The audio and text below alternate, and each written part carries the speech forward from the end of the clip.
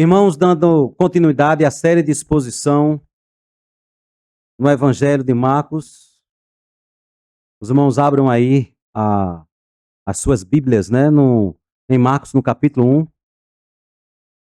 Vamos ler do versículo 12 ao versículo 15. Marcos, capítulo 1, 12 a 15.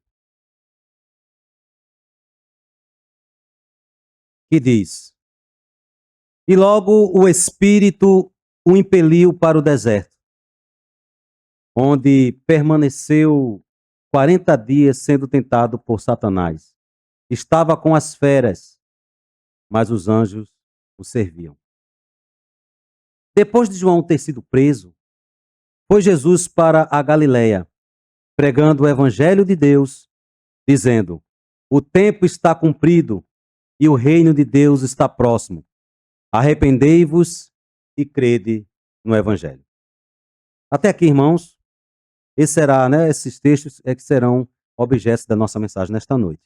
Então vamos orar mais uma vez, pedindo a graça do Senhor para a mensagem, que será dada, que Ele nos possa conduzir tudo. Então oremos. Senhor, mais uma vez te agradeço por esse privilégio de estar aqui como um pregador, como mensageiro, para trazer tua palavra às tuas ovelhas, aos teus pequeninos, aqueles a quem Jesus Cristo comprou com um preço muito caro, preço de sangue puro, inocente, preço de sangue santo. E aqui estamos, ó Deus, com base nisto, o Senhor nos redimiu e nos trouxe. E te agradecemos por este evangelho de Marcos. Te agradecemos por estar em nossas mãos e podermos estar aqui estudando, lendo, meditando.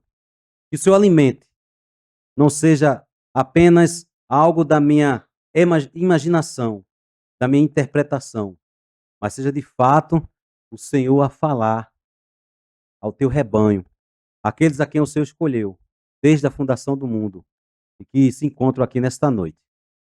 Fala, Senhor, fala ao teu povo, em nome de Jesus. Amém. Então, irmãos, dando continuidade, nós vimos aqui neste evangelho que Marcos ele começa o seu relato falando da pessoa de João Batista. Ele não começa esse evangelho falando do nascimento de Jesus, como faz Mateus, como faz Lucas. Como João, ele começa o relato do seu evangelho a começar por João Batista. João Batista apareceu no deserto pregando a mensagem de arrependimento. Nós vimos isso na semana passada e retrasada.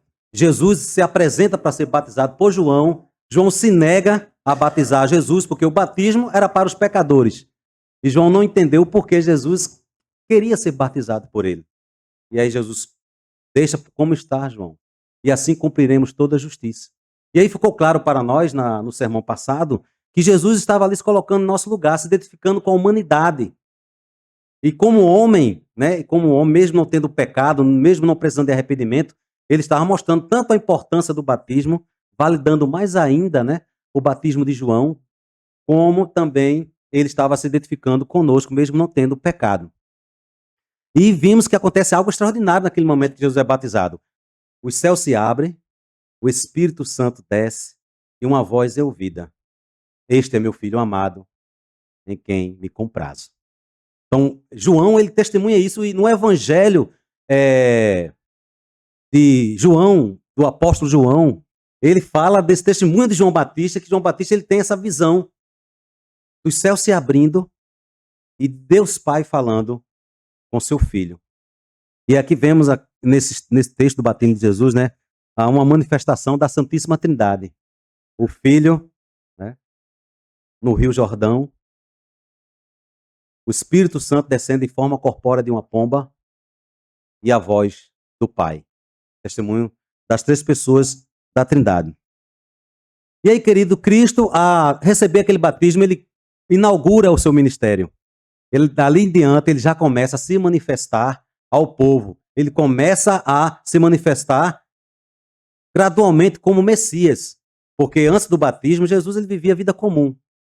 Ele vivia como carpinteiro, temos aqui testemunho dos evangelhos disso. Não há nenhum relato, provavelmente, de algo extraordinário, Mas Cristo começa a agir poderosamente como Messias depois que ele é batizado. E após o batismo, nós temos aqui João falando que o Espírito Santo o impeliu para o deserto. O texto de Marcos, né? O texto de Marcos aqui é bem curtinho, né? Da narrativa da tentação de Jesus. Ele apenas diz que Jesus foi impelido para o deserto, onde permaneceu 40 dias sendo tentado por Satanás, estava com as feras e os anjos o serviam. Ele não fala mais nada. Se Mateus e Lucas não trouxessem essa narrativa de como foi essa tentação, a gente ia ficar aqui só, ia ser um texto de tantas especulações. Como é que se deu essa tentação? Ele foi tentado como? Qual foi o tipo de tentação que, né, o diabo fez, né, contra Cristo? Que Marcos ele é bem sucinto. Diz que Jesus foi impelido para o deserto. Né? Até tem uma discussão se Jesus já estava no deserto, né? Porque João Batista ele vivia no deserto. Né? O Rio Jordão passava pelo deserto. Como é que o impeliu para o deserto? Né? E os eruditos acreditam que ele foi para um outro deserto mais distante, não um deserto perto do rio. Um deserto bem mais, assim, perigoso, bem mais desconfortável do que aquele que João estava vivendo. E aí, meus irmãos, vemos aqui que o Espírito Santo impele Jesus para o deserto com esse objetivo de ser tentado. Veja que você que tem o Espírito Santo, não só isso é uma realidade, foi uma realidade na vida de Cristo. Nós que temos o Espírito Santo, o Espírito que impeliu Jesus para o deserto, o Espírito também, muitas das vezes, permite que sejamos tentados.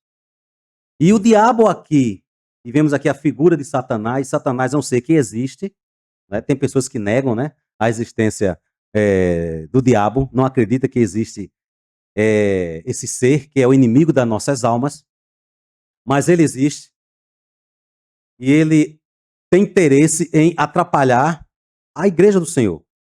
Como também ele tinha interesse de testar Jesus todo momento e de atrapalhar o ministério dele. Porque a tentação, nós acreditamos que não só foi no deserto, Jesus ainda continuou o diabo o desafiando. Porque o diabo, por incrível que pareça, mesmo sendo um ser espiritual, um ser que tem um conhecimento muito mais elevado que o nosso, ele tinha ainda muitas dúvidas com respeito à pessoa de Cristo quando Jesus estava aqui. Ele sabia de quem se tratava, mas tinha dúvidas. E Jesus deixa isso claro, né? Naquela passagem, quando Pedro, Jesus começa a falar que ele vai ser crucificado, preparando os discípulos, né, que ele vai ser entregue nas mãos dos homens para sofrer a crucificação. E aí Pedro diz: Senhor, isso de modo algum te acontecerá. Aí Jesus repreende Satanás, né, na boca de Pedro.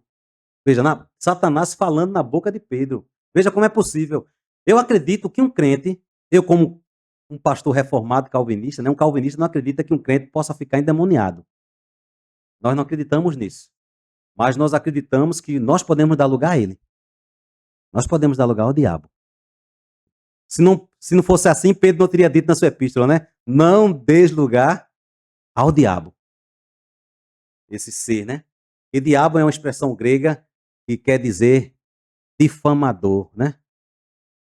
Opositor, na realidade. Aquele que se opõe, diabo, é aquele que é do contra, aquele que é inimigo. A palavra diabo quer dizer isso. E Satanás quer dizer aquele que calunia, aquele que acusa, é uma palavra grega. Então, quando você está sendo alguém que fica difamando, acusando alguém, você está agindo como um Satanás, né? Na palavra grega. Se você é um tipo de gente que gosta de difamar, botar má fama, caluniar, né? Você está sendo um Satanás. Porque por isso que ele recebe esse nome, porque ele é caluniador, que é um título que ele recebe lá em Apocalipse capítulo 12, a antiga serpente, né? O inimigo dos irmãos, aquele que os acusa de dia e de noite. Veja que o diabo ele acusa a igreja. O diabo fica observando, meus irmãos, o seu comportamento como crente. É claro que a acusação dele não tem nenhum peso mais para aqueles que estão em Cristo. Porque Paulo fala aos Romanos, né? Que sobre a acusação, né? Quem acusará os eleitos de Deus? Se é Deus quem o justifica. Mas veja bem, você pode ficar aí descansado. O diabo não pode dizer nenhuma acusação contra mim, porque Jesus já tomou meus pecados. Mas o diabo lhe observa. E ele vai fazer de tudo para prejudicar a sua vida, e prejudicando a sua vida, vai prejudicar a vida da igreja também, dos outros irmãos. Quando um irmão, né, nós que somos aqui parte do corpo de Cristo, um se prejudica, dá lugar ao diabo, acaba prejudicando o irmão perto. Então vemos aqui a existência, né, Marcos deixa bem claro, de Satanás, que Jesus cria na existência dele. Jesus confrontou Satanás, e Satanás ele vem perseguindo a Jesus desde que ele era bebê. A passagem lá, né, em Mateus capítulo 2, quando alguns magos do Oriente vão visitar o recém-nascido rei dos judeus, e Herodes fica sabendo, né, dessa história de um rei que nasceria em Belém, e que havia essa previsão em Miqueias, capítulo 5, versículo 2, que os magos, né, aquela passagem dos magos, que isso é muito contado na época de Natal, vão procurando o nascido rei dos judeus. E aí vai procurar Herodes. Herodes fica ali, né, assim, admirado com essa notícia do rei dos judeus que nasceria, manda consultar e acham lá o versículo de Miqueias 2, dizendo que esse rei, esse Messias, nasceria em Belém. E tu, Belém, está assim escrito, né? Efrata, a menor de todas as cidades. De ti sairá aquele que será o rei em Israel, cujas origens são desde os tempos antigos, desde os dias da eternidade. É Herodes, aí, ó, ele tá lendo. É em Belém que ele vai nascer, procure ele lá em Belém. Esse rei nasce em Belém. E aí, né, os magos, né, eles vão a Belém, encontram o menino, adoram o menino, mas o rei fica frustrado com essa notícia e manda matar todos os meninos, né, todos os bebês de Belém. Ele manda matar. Então vemos ali o diabo já, né, agindo para destruir, né, a serpente perseguindo a semente da mulher, né, que lá em Gênesis capítulo 3, versículo 15, fala, né, Deus fala para a serpente que colocaria inimizade entre ela e a descendência dela, contra o descendente da mulher. Já começa ali essa guerra, né, da semente da mulher, que é Cristo, contra a descendência da serpente, que é Herodes, e todos aqueles que se opõem a Cristo. Então, aí Pedro fala, Senhor, isso não vai te acontecer. Aí Jesus diz para Pedro, para trás de mim, Satanás, porque você não conhece as coisas de Deus, você não compreende as coisas de Deus, só as coisas dos homens. Então veja que o diabo também ele tem uma certa ignorância acerca das coisas de Deus. Então é por isso que ele, aqui, né, o Espírito impele Jesus para o deserto com o fim, com esse objetivo, para ser tentado, para ser testado, porque assim, o diabo, para mostrar a Satanás com quem, de fato, o diabo vai lidar. E o próprio Cristo ali, ele também, né, 40 dias, é muito assim, um mês, né? Um mês e 10 dias no deserto, né? A gente não pode, assim, conjecturar as coisas aqui. Cristo ficou lá sem comer e sem beber. No Evangelho de Mateus e Lucas, fala, né, que falam de 3 tentações. A primeira, o diabo chega, né? Aqui não está no Marcos, mas eu vou relatar aqui. O diabo chega e diz: se tu és o filho de Deus, o diabo se aproxima de Jesus. Isso no Evangelho de Lucas e de Mateus diz que foi já acabando os 40 dias. Pelo Evangelho de Marcos, aqui diz que ele foi tentado durante os 40 dias. Nas minhas pesquisas, né, eu vou ser honesto, os eruditos, eles acreditam, diz que a gente não pode conjecturar, é difícil dizer, né? É difícil dizer o que foi que, se houve mais tentações, ou se foram apenas aquelas 3, que Jesus, que Mateus e Lucas fazem questão de registrar, as 3 tentações, né? Se houve mais tentações ainda, porque aqui diz, ó, onde permaneceu 40 dias sendo tentado. Aí dá a entender que durante esses 40 ele foi tentado o tempo todo, né? Mas é uma especulação, possa ser que houve de fato outras tentações que os evangelistas, tanto Lucas como Mateus, acharam por bem não registrar, só relatou aquelas que eles tinham conhecimento, ou que eles tinham conhecimento. Mas é o seguinte, o diabo chega, né? E pergunta: tu és o filho de Deus, né? Se tu és de fato o filho de Deus, transforma essas pedras em pães. Que Jesus estava no deserto, muita pedra, e pediu para que Jesus fizesse esse milagre. Então você tem, o seu filho de Deus tem esse poder de transformar as pedras em pão. Então prova que você é o filho de Deus. A primeira coisa, irmãos, é que Jesus é filho de Deus diferente de nós, né? Diferente dos anjos. Os anjos não são filhos de Deus como Jesus era. Nem nós somos filhos de Deus como Jesus é. Jesus é o unigênito de Deus. Esse é o título que é dado a ele, né, no Evangelho de João. Ele é da mesma natureza de Deus, igual a Deus, eterno como Pai, Deus como Pai. Então, ele é um filho diferenciado. que tem a imagem do Pai, que tem a natureza do Pai, que tem a eternidade do Pai. Então, quando o diabo ele fala ele tem essa, se tu és o filho de Deus, tem essa profundidade. Ele tá se referindo a um filho como os anjos, ou até ele era filho de Deus, o diabo, né? Como por criação, com a criatura criada por Deus. Esse título, Filhos de Deus, é dado também a anjos, você vai encontrar isso no Antigo Testamento, mas não como Jesus. Jesus é o unigênito de Deus. Deus não tem outro filho igual, que sempre existiu com ele. Deus sempre foi pai. Não houve um momento que Deus não era pai. Como a gente, né? Os pais aqui, né? Ou as mães. Houve um momento que você, quem é pai, não foi pai. Passou a ser pai quando teve um filho. A mãe só foi mãe quando teve um filho. Mas Deus, ele sempre foi pai. Porque ele tinha o seu filho, Jesus Cristo. Né? Que é a doutrina da Trindade, um mistério, né? Uma doutrina difícil. Mas é isso. Então, transforma essas pedras em pães. Né? Transforma essas pedras em pães. E Jesus responde com a Bíblia. Interessante, a resposta de Jesus é com a Bíblia, ele já começa a responder com as Escrituras. Dizendo, ele cita um texto de Deuteronômio, não só de pão viverá o homem, mas de toda a palavra que procede da boca de Deus. Irmãos, esse tipo de tentação, transformar, né, pedras em pães, a gente cai sempre, muitas das vezes. Muitas vezes, assim, eu posso dizer assim, Jesus vai logo assim, ó, a gente não só vive de pão. Não venha me tentar, se Deus me colocou aqui para uma meditação, para refletir sobre o meu, para eu estar aqui me preparando para o ministério, para o trabalho que eu vou enfrentar, a causa do Pai, estou aqui me preparando, e você quer me tirar dessa meditação por questão do pão, atacando aqui, porque eu estou com fome, pegando eu na fraqueza. E muitos de nós, muitas vezes, cedemos ao diabo. Quando estamos fracos, passando necessidade. E passamos a ter uma relação com Deus de barganha. Uma relação com Deus que tenha, assim, sempre à minha disposição um bem material, tenha sempre à minha disposição algo positivo na questão do prazer. E quando passamos por dificuldade, quando passamos no deserto, né? Quando se há necessidade de passar pelo deserto e nesse deserto ter que ter fome, tem muita gente que abandona Deus e dá ouvido a Satanás. E o que é mais importante para nós, irmãos, não é o pão, que é importante. O pão, né? Ele traz nutriente para o nosso corpo, né? É alimentação. Mas Jesus fala que não só de pão viverá o homem,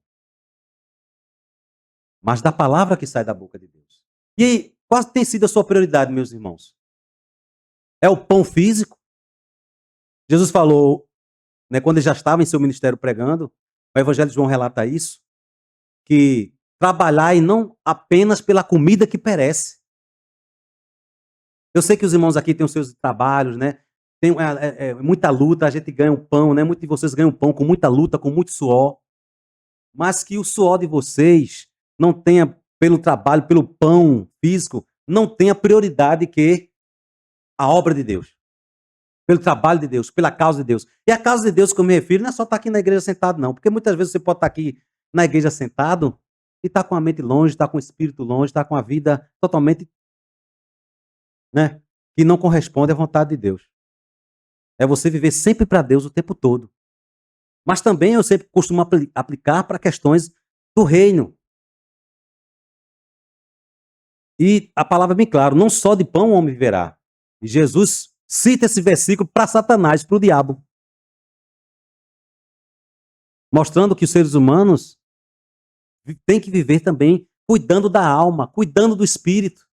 Jesus estava dando essa prioridade. A prioridade era cuidar do espírito, da alma, se preparar para a obra de Deus. E passamos a maior parte do tempo só cuidando do físico, irmãos. Essa é a realidade. Só cuidando do ganha-pão, só cuidando do corpo físico, só cuidando das coisas relacionadas ao dia a dia. E muitas vezes não damos ouvido às exortações do Senhor em relação lá em Mateus capítulo, 6, sobre ansiedade, onde o Senhor deixa bem claro que devemos colocar em primeiro lugar o reino de Deus, a justiça de Deus, as demais coisas, a gente acrescenta, a gente soma. Mas, em primeiro lugar, é o reino de Deus na nossa vida. E aí, o diabo, esse texto não está aqui em Marcos, né? mas Mateus e Lucas deixam claro, mostra que esse é o problema do homem, e o diabo sabe muito bem, ele vai lhe tentar nisso, como tentou a Cristo.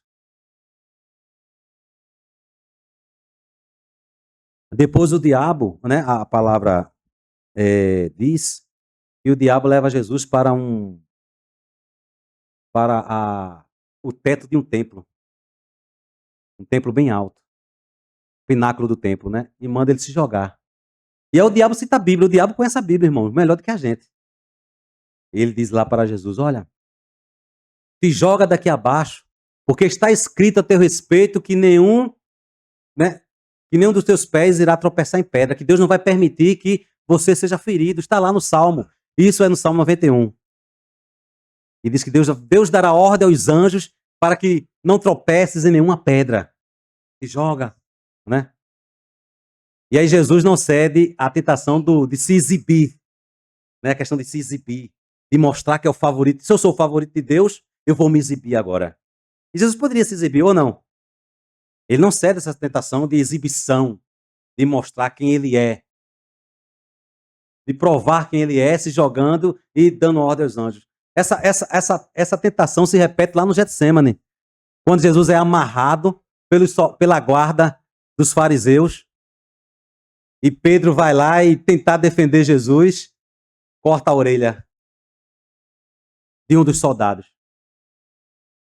E aí Jesus repreende Pedro. Pedro, guarda a tua espada.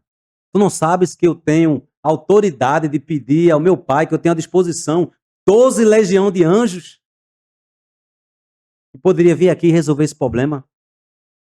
Guarda a tua espada. Jesus não tinha essa questão exibicionista, né? E ele era Deus. Ele tinha todo o direito de fazer, mas não fez.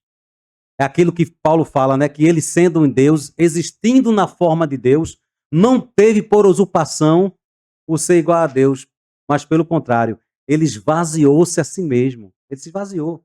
Viveu como homem mesmo, de fato. Né? Ele não usava o poder dele para se exibir. Se tivesse de usar o poder dele, ele usava pela causa do evangelho, pela causa de Deus, não para exibição própria. Jesus não fazia nada para estar se exibindo. Muitos de nós caímos nessa tentação de se exibir ou não. Coisas pequenas, a gente quer se exibir, quer aparecer, caímos nessa tentação, né, de ter, seja qualquer cargo, qualquer posição, a tentação do exibicionismo, né, da vaidade espiritual. Tem muita gente que quer, né, ser reconhecido, quer ser visto, porque é uma pessoa que ora. A pessoa tem gente que quer aparecer com oração, interessante, não é? Isso acontece. Isso acontece. Tem gente que quer aparecer pregando. Eu posso estar aqui, irmãos, pregando e, na realidade, eu estou querendo aparecer com a minha oratória, né? Cair nessa tentação, nessa vaidade de querer mostrar que eu sou eloquente e querer aplauso, ou não.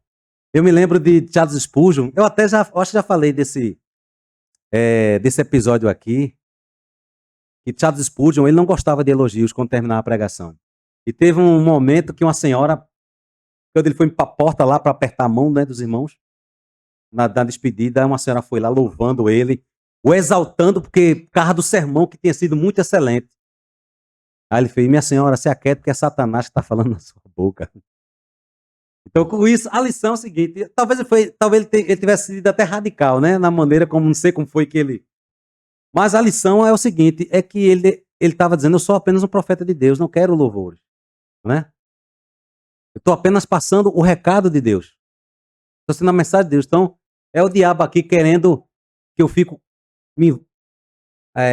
explorar a minha vaidade, eu não vou dar lugar à minha vaidade. Eu não vou dar lugar a isso. Aí Jesus fala lá no Sermão da Montanha, Sermão da Montanha, ele diz assim, quando você for orar, não faça para ser visto, né? Quando você for jejuar, não faça com o objetivo, com o fim de ser visto pelos homens. Não faça, irmãos. Faça em secreto, porque Deus, vendo você fazer em segredo, vai te recompensar. Quando você for jejuar, não faça pelos fariseus, que ficam com a cara de triste, mostrando, fazendo questão que vejam que ele está com fome, não. Lava seu rosto, mostra que não está com fome e jejua ao Pai. Até para dar uma esmola, né? Jesus fala que você deve dar para que a outra mão não veja que você está dando. A questão de se exibir. E aí, o diabo trabalha muito isso na vida da igreja de muitos crentes. E aí, Jesus, ele responde com a Bíblia. O diabo estava distorcendo a Bíblia. Ele estava usando o versículo que Deus dará ordem aos anjos. Isso existe esse versículo, Salmo 91, né? Ao teu respeito, para que não tropece em pedra. Está lá. Mas o diabo estava usando o texto bíblico para distorcendo ele, aplicando de uma forma errada para Jesus. E aí Jesus diz: não tentarás. Também está escrito, Satanás. Aí Jesus responde com a Bíblia: não tentarás o Senhor teu Deus. Aí tu não deve, né, tentar a Deus. Né, porque estamos seguros. Eu estou com a salvação segura, eu sou salvo. Vamos pecar à vontade? Né? A Bíblia diz que Deus, ele é a nossa segurança, Deus é o nosso escudo, Deus é o nosso protetor. Aí vamos estar se metendo em lugar, né, de risco. Deus vai me proteger. Não é bem assim. E aí Jesus, ele cita o texto: não tentarás, está escrito, ao Senhor teu Deus. Então vemos que o diabo, ele gosta de usar a Bíblia para distorcer. Ele usa a Bíblia para distorcer. Qualquer pessoa, irmão, que tiver com a Bíblia ensinando com distorção, ele está aí se identificando com o diabo. Se você é desse tipo de gente que gosta de usar a Bíblia para estar, né, distorcendo, está usando o versículo errado, aplicando o versículo errado para desviar a pessoa, para enganar as pessoas, né? Essa pessoa aí é um pregador de Satanás. E quem gosta de distorcer a palavra de Deus é o diabo.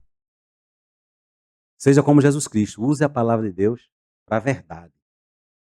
E aí a terceira tentação que é registrada é o diabo, ele apresenta a Jesus todos os reinos do mundo, as riquezas, a glória dos reinos do mundo.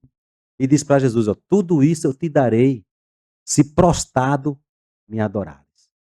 É a tentação do poder. Quantas pessoas aí, meus irmãos, têm vendido a sua alma ao diabo para terem poder, terem posição, fazem de tudo para ter posição. Se for possível, matam, não é? E o diabo ali não estava mentindo, não. Ele é o pai da mentira, não é? Mas o diabo não estava mentindo, não. O diabo, ele tem muita influência, ele tem muito poder nos governos, nos políticos, né? Pessoas que tem gente que enriquece de forma ilícita, de forma desonesta, e o diabo está em tudo isso. E é uma das áreas que muita gente tem caído, até crente. Quantos crentes têm se desviado por causa de poder, por causa de dinheiro, por causa de riqueza? E ele pede adoração. Quanta gente tem se dobrado para o diabo, se vendido. Não precisa nem o diabo aparecer para você como apareceu para Jesus. Se você tem sido uma pessoa desonesta nos seus negócios, né? Para enriquecer fácil. Se você tem passado por cima, pisado pessoas, né? Enganado para poder se promover financeiramente ou para ter poder, você está fazendo a vontade de Satanás. E aí o Senhor Jesus, ele repreende o diabo. Para trás de mim, Satanás. Está escrito: somente a Deus devemos adorar. Somente a Deus devemos servir. E a palavra diz que o diabo, né? Aí aqui, né? Marcos vai dizer, né? Não disse aqui, né? Ele não detalha isso. Fala que os anjos serviam a Cristo. No final do Evangelho de Lucas, né? Relatando a tentação, diz que os anjos vieram servir a Jesus. Aí, né? Nas pesquisas que eu fiz, acredita, né? Que eles vieram trazer comida para ele, né? Jesus já estava acabando ali o período de 40 dias, e aí os anjos vieram cuidar, depois que Jesus enfrentou o diabo, cuidar do Senhor. Uma coisa interessante é que Jesus vence a tentação num deserto, num lugar assim que você tinha toda a probabilidade para ceder, ou não? Você contar num lugar de dificuldade, né? Você tem a probabilidade de ceder. Se alguém quer fazer você se desviar da verdade, por exemplo, alguém que está sendo torturado. Né? Tem relatos aí de pessoas que foram torturadas em prol do evangelho, tirando as unhas. Nega a Cristo ou não. Né? E a pessoa ali ficar fiel. Eu até falei de um filme aqui que fala do silêncio, né, de Deus, né? Um filme baseado em fatos reais de uns monges católicos que eles foram torturados, né, pelos japoneses que estavam pregando o evangelho no Japão. E foram torturas assim, irmãos, que você olha que... Ó, irmãos, eu vou confessar, eu negaria Jesus Cristo. Veja, não se escandalize, viu? Eu não teria capacidade de suportar tamanhos tormentos, né, como aqueles aqueles monges lá, aqueles padres lá estavam sendo torturados, né? E muitos deles negaram. No filme mostra que muitos deles não suportaram e negaram. Porque eu acredito que o que é que a palavra de Deus diz? Que Deus não permitirá que sejamos tentados, né? Além das nossas forças. E ele vai, com a tentação, quando Deus permite, ele vai dar o escape para nós. Então, se isso tiver de acontecer com você, um tipo de tentação dessa, de provação, é porque Deus vai lhe preparar para isso. Né? Tem um preparo antes. No momento, talvez você não esteja preparado de ver o seu filho sendo torturado na sua frente. Aí ainda é pior, né? Do que sendo com você. Você vendo o seu filho sendo torturado. Mas veja que Jesus venceu a tentação no deserto. Adão, uma coisa curiosa, Adão cedeu num lugar prazeroso, ali feliz com Deus, gozando de comunhão com Deus, tendo liberdade para comer de todas as árvores do jardim. Imagina Adão ali no conforto, e Adão foi e pecou. E Cristo é chamado, né, de último Adão lá em Romanos. Adão não passou na prova, Adão pecou. No conforto. Você pode estar no conforto e acabar ainda negando a Deus. Tendo do bom do melhor, não está tendo, né, não tá tendo doença, não está tendo falta de dinheiro, não tá tendo problemas sérios na família. E você, com tudo de bom, é aquele, né, que o diabo falou para Deus, para desafiar Jó. Olha, ele te serve bem porque você cerca ele de coisas boas, por isso que ele não te nega. Tira as coisas dele para ver se ele não vai te negar. E é como fosse Cristo aqui, né? Na provação, Jesus se mostrou aprovado. Ele não pecou. É claro que Cristo, ele não tinha as tentações de Cristo não vinham de dentro para fora. Jesus não tinha natureza pecaminosa, como é o nosso caso, né? Nós temos a facilidade maior de pecar porque nós temos a natureza pecaminosa. Cristo não tinha, mas ele podia pecar. Cristo poderia. Porque Adão, ele não foi criado com natureza pecaminosa e pecou. Escolheu o pecado. Isso é uma discussão até, né? Difícil, há muita discussão. Que tem na teologia a impecabilidade de Cristo. Tem posições de que Cristo era incapaz de pecar, existe essa discussão, que Cristo era incapaz de pecar, e tem a discussão de que Cristo era capaz de pecar, mas não pecou. Eu acho mais interessante a segunda posição, de que Cristo era capaz, mas ele foi vitorioso, ele não cedeu às tentações, ele não cedeu, né? Em tudo ele foi tentado, Hebreus lá fala isso, mas é a nossa semelhança, mas sem pecado. Ele não pecou, irmão, e foi aprovado diante de Deus como aquele que de fato merecia morrer por nossos pecados, que não tem defeito, é o Cordeiro sem defeito, é o Cordeiro que venceu por nós, e não cedeu à voz de Satanás. E nós também, como povo de Deus, né? Como povo de Cristo, o diabo ainda atua, não devemos ceder à voz do diabo. E aí, depois que. Marcos vai relatar que da prisão de João. Né, João é preso após ter batizado Jesus, tem um intervalo aí, mas acaba, né, o trabalho de João e ele acaba sendo preso. E aí Jesus começa a sua missão e começa a pregar na Galiléia, que era uma região que tinha muitos gentios, não só judeus, era até uma região desprezada por haver muitos gentios lá, não judeus habitando. Mas Jesus começa seu ministério pregando o evangelho, as boas novas de Deus nesse lugar. E aqui está o teor da sua primeira mensagem: o tempo está cumprido. O tempo está cumprido, meus irmãos. Chegou o tempo. Aquela profecia de Gênesis 3,15 da semente da mulher, aquela promessa da semente da mulher que viria esmagar a cabeça da serpente, as promessas da vinda do Messias, né, que viria concretizar a salvação do seu povo, se cumpriu com a primeira vinda de Jesus. O tempo está cumprido. Já estamos vivendo os tempos finais, né, de Cristo para cá, já está a contagem, já está acontecendo. Progressivamente, estamos vivendo o tempo final, o tempo se cumpriu. O Messias já veio, o Messias já apareceu e o reino de Deus está próximo. O que é que devemos fazer? Tendo conscientização disso, é viver uma vida de penitência, de arrependimento, uma vida que agrade a Deus, porque o reino de Deus já habita no coração, e aqui eu falo da igreja, já vive entre nós. E o que nós fazemos aqui a cada domingo é isso, é vivenciando uma parte desse reino. É vivenciando isso, crendo neste evangelho. Então nunca traia esse evangelho, nunca dê as costas a este evangelho. E temos exortações até pesadas no livro de Hebreus, no capítulo 2, diz que nós não devemos negligenciar esta mensagem do evangelho. Assim como os hebreus lá no deserto não escaparam, né? Ou negligenciar a palavra de Deus, quem negligencia ela não vai escapar também. Uma coisa curiosa, né? Eu falei aqui no deserto, me veio à mente, alguns teólogos fazem um paralelo, como se fosse uma profecia, né? Veja que Israel sai do Egito, vai para o deserto, passa pelo mar, né, vermelho para poder ir para o deserto. O mar era como se fosse um batismo. Paulo diz que os judeus foram batizados em Moisés, como se fosse uma vida nova. Eles saíram da vida de escravidão no Egito, passaram pelo mar, atravessaram e foram para uma nova vida. Foi o batismo em Moisés. E nessa nova vida eles estiveram ali, né, por conta de um problema de incredulidade e de murmuração, passaram um período de 40 anos no deserto, sendo provados. E aí veja que Jesus ele é batizado, né, e depois ele vai para o deserto. Tem alguns eruditos, né, que fazem como se já estivesse dando essa mensagem, né, desse episódio aqui de Cristo. Então, meus queridos, você crê de fato nessa mensagem aqui? Você crê nesse relato de Marcos? Ele é verdadeiro? Você de fato crê que há um inimigo que tem interesse, como tinha no ministério de Jesus, de atrapalhar a vida da igreja? E o que é que você tem feito?